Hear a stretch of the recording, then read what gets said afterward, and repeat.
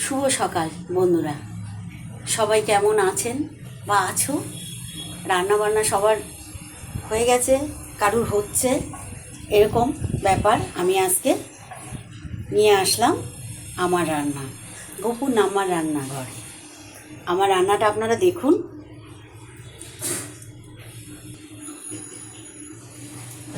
এই যে কাতলা মাছ ছোট ছোট করে কেটে নিয়েছি আজকে। কাতলা মাছ, আমার জননীর কাতলা মাছ একটু পছন্দ হচ্ছে না। আমি ছোট ছোট করে বড় বড় পিসগুলোকে ছোট ছোট করেছি, করে তেলে দিয়ে দিলাম।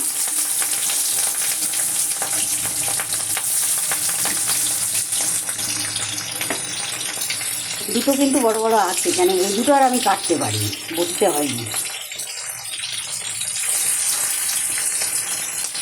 আমার আজকে সমস্যা আছে, কেন আমার গোপু মাছ খাবে না। এই যে আমি কড়াইতে দিয়ে দিয়েছি মাছ।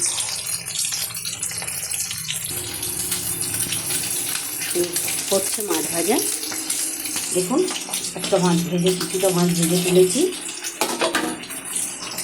মনে রাখি এই আদাটা ছাড়িয়ে নিয়েছি। আদাটা আমি বাঁধবো না, গ্রেট করেই দেবো।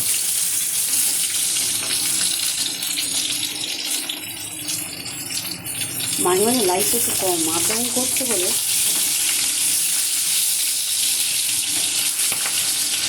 তারপরে বলি নিজেদের জীবনে নিজেদের অভিজ্ঞতা কিছু কথা।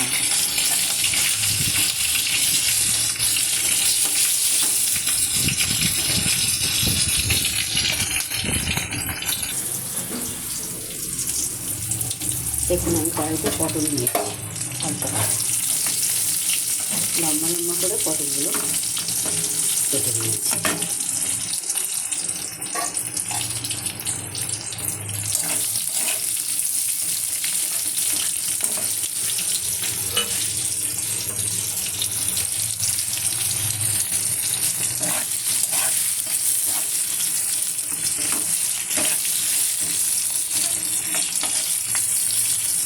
লম্বা লম্বা করে পটলগুলো কেটে নিয়েছি, সেগুলোকে ভাজতে দিয়েছি। দিয়ে দিচ্ছি একটু পটল, হলুদ আর লবণটা দিয়ে নিই,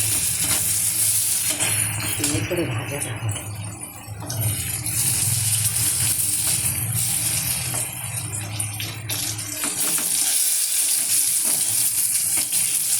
আজকে আমি আদা, কাঁচা লঙ্কা, পাঁচফোড়ন দিয়ে পটল দিয়ে আলু দিয়ে মাছের ঝোল করবো, তাই লম্বা লম্বা করে কেটে নিয়েছি পটলগুলোকে। তাই দেখাচ্ছি, এটাকে সুন্দর করে ভেজে নেব। জিরে দিয়েছি, কড়াইতে দিয়ে দিলাম আদা।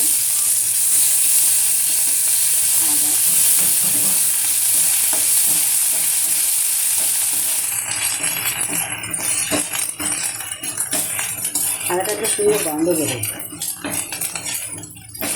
পাঁচফোড়ন দিলে বেশি ভালো হয় কিন্তু আমি আজকে পাঁচফোড়ন দিতে পারলাম না। পাঁচফোড়নের কৌটোই খুঁজে পেলাম না। কড়াই তেল পুড়ে যাচ্ছে, দিয়ে দিলাম আলু।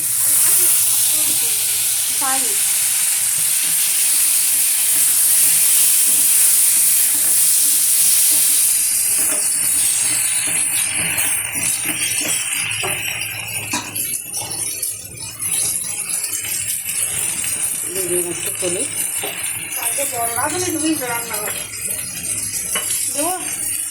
ভালো লাগছে, গন্ধ বেরোবে না। মাঝখানটা ফাঁকা করো।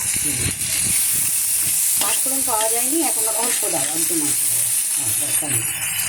এখন। কিন্তু এই দেখুন মাঝখানটা ফাঁকা করে পাঁচফোড়নটা দেওয়া হয়েছে। পাঁচফোড়নে দারুণ সেন্ট আসবে, আর এর সাথে থাকবে কাঁচা লঙ্কা, তাহলে তো স্বাদের কোনো শেষ নেই।